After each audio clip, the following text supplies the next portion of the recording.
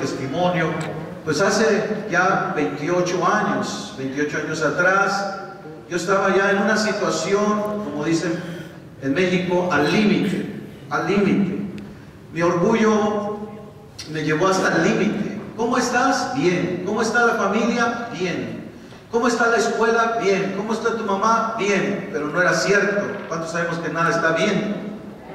Mi papá era un alcohólico, mi mamá estaba enferma, estaba endemoniada, se le volteaban los ojos, hablaba como hombre, se quería quitar la ropa, salir a la calle. Yo no me concentraba en la universidad, en México, Distrito Federal, no me concentraba en los estudios porque pensaba, y si mi mamá se sale a la calle sin ropa, qué pena, y eso me descontrolaba y no podía estudiar. Llegué al grado de emborracharme junto con mi madre. Ella no me decía nada porque ella también tomaba y los dos tomábamos los alcoholes, los vinos, y mi padre también un alcohólico. Yo sufrí mucho de niño, y más en estos tiempos de Navidad. A mí me encantaban las convivencias. ¿A cuánto les encantan las convivencias cuando son niños? Pero luego mi familia se peleaban entre ellos, mis tíos. Ah, no, tú no diste nada el año pasado, pues no hacemos nada y cada quien para su casa. Y no hacían nada el 23, que era cumpleaños de mi abuelita, ni el 24, se enojaban. Y yo me ponía muy triste. Me ponía muy triste y me levantaba a las 12 de la noche, a la 1 de la mañana, y tomaba el vino que tenían ahí guardado, me lo tomaba como agua y me salía a la calle a ver a la novia. Muy triste y muy deprimido en estas fechas. ¿Qué serán? A los 7 años fue mi primera borrachera, una cosa terrible.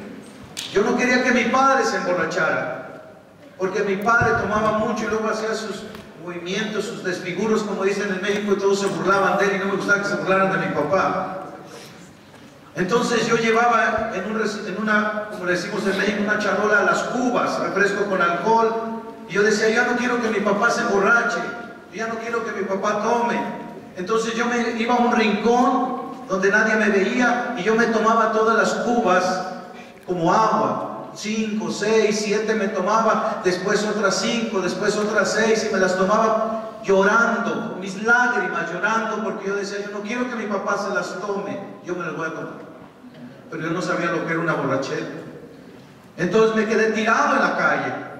Ahí quedé tirado. Yo recuerdo que me llevaron cargando y todos decían, ¿qué le pasó al niño? ¿Qué le pasó al niño? Yo veía todas las caras de la gente. Yo no, y ahí quedé perdido, y al otro día mi mamá se me acercó a la cama y se me quedaba mirando, y como no me regañó, solo me la curó. O sea, quiere decir que me dio más. Y así comenzó mi vida, de fumar, de tomar, de mentiras. Me metí a las casas a robar. Después me puso un apodo, una persona, un vecino, el panzón, y dije, aunque él tenga 40 y yo 20, pero lo voy a matar. Y fue por eso que hice muchas argollas y pesas y karate y todas esas cosas, porque yo quería matarlo, destruirlo, porque me puso un apodo, el panzón. Esa fue mi vida, una vida de tristeza. Mi papá casi no me atendió porque él andaba en el alcohol, me atendía un tío o mi abuelita. Pero yo me sentía con un vacío muy profundo dentro de mi interior y era muy agresivo después, a la vez tímido. Yo no hablaba en público o no exponía la clase, en las clases de la escuela, no pasaba al frente por miedo, ni tampoco podía hasta preguntar la hora por miedo. Era muy tímido, pero a la vez muy agresivo. Me peleaba con todo el mundo. Y solamente pensaba en el día de la venganza, de matar a ese que me puso un apodo. Esa fue mi vida en mi niñez. Ya después llegué a la secundaria, una cosa terrible en mi vida. Yo no dormí casi por 3 años, solo sábados y domingos. Me desvelé por muchos días. Llegué a la preparatoria y solamente llegaba borracho a la escuela, a los exámenes. Esa fue mi vida, pobreza, gritería en mi casa, tristeza. Y a mí no me gustaba el estudio. Yo estudiaba contra mi voluntad, según para sacar a mis papás de la pobreza. Llegué hasta la universidad sin que el estudio me gustara. Y ahí un día, estando en la universidad, bueno, antes de eso yo me refugié en la religión, me refugié en los libros, o hasta tenía amuletos y no se tenían que mojar. tenía hasta amuletos, tenía muchas cosas y estudiaba libros, que el poder de la mente y que el telequinesis y que viajes astrales y todas esas cosas. Un día me quedaba casi, ya no podía regresar, me espanté. Pues resulta que yo estaba a punto de gritar como un loco en los pasillos de la universidad a los 20 años. Me metí en la religión, llegué a comulgar diario. Diario me confesaba, diario comulgaba, diario iba a misa, diario hacía esas cosas porque yo quería ayudar a mis padres, yo quería ayudar a mi familia, según yo, sacarlos de la pobreza. Por eso estudiaba. Ya hacía instalaciones eléctricas y les llevaba dinero a mi madre, a mi padre, y se iban a comprar vino y se me quitaron las ganas de estudiar. Ni a la novia le platicaba lo que a mí me pasaba, todo me lo guardaba. Un día le quise explicar, no me escuchó, jamás le dije nada, todo me lo guardaba. Yo quería ayudar a mi padre y a mi madre y a mis hermanitos, como decimos en Mérida, yo soy el hermano mayor. Yo quería ayudarles, llevándoles dinero, porque vivimos una pobreza terrible. Pero cuando les llevaba dinero, ellos se iban al vino. Entonces ya me quitaron las ganas de estudiar. Yo estaba en una situación de una depresión muy fuerte, que si hubiera gritado como un loco en los pasillos de la universidad, me llevan al hospital psiquiátrico y de ahí ya no salgo. A los 20 años yo iba a consumar mi deseo de venganza.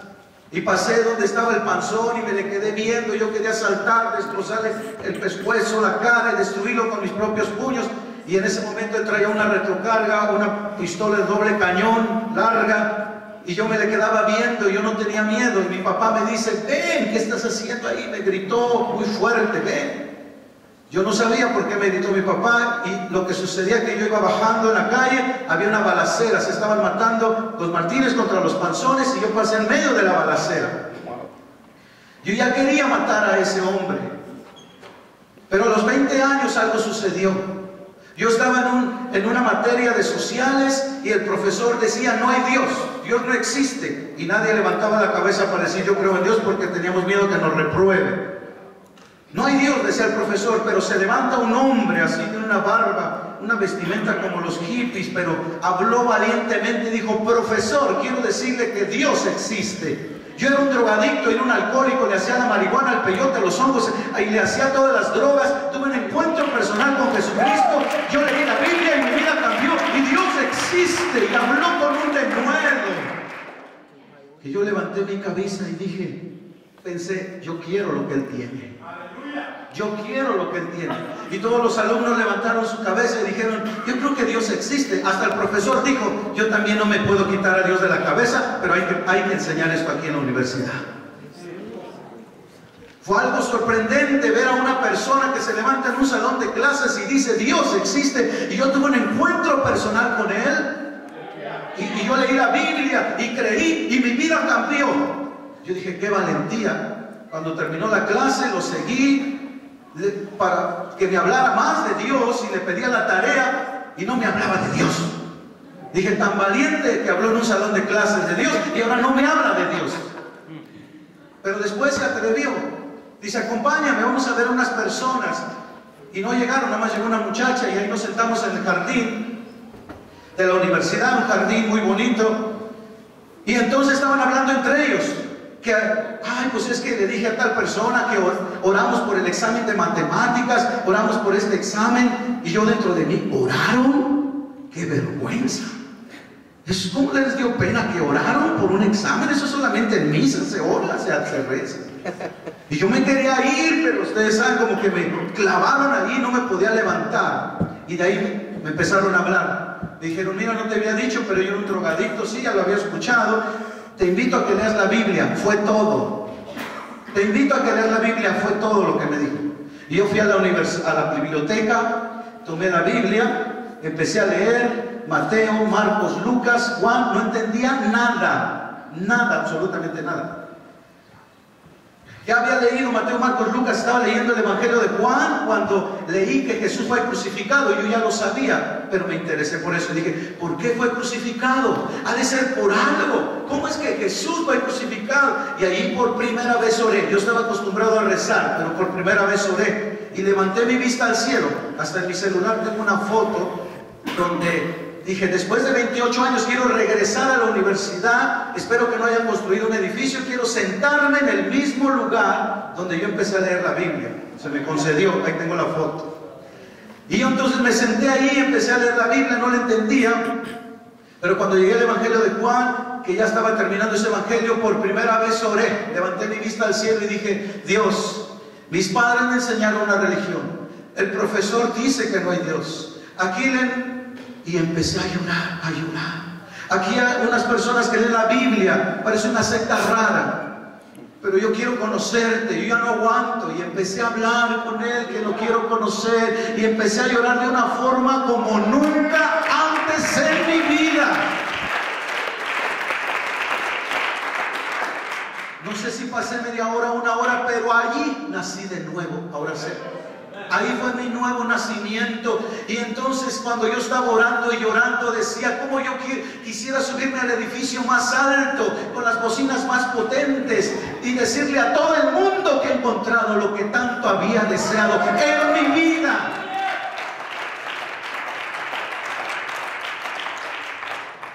Yo no sé cuánto tiempo pasé en esa experiencia, pero fue la experiencia más hermosa de toda mi vida. Después de una hora, no sé cuánto tiempo, bajé mi vista y empiezo a leer. Entendía todo lo que leía de principio a fin. En 2 meses me leí toda la Biblia, en 2 meses. Yo no fui a mi pueblo en 2 meses porque iba cada 8 días a emborracharme con los amigos. Decía, voy a ver a mis padres, ni los veía, yo me iba con los amigos. Pero esa vez no fui, me cambié de casa, no le dije a mis padres dónde me cambié.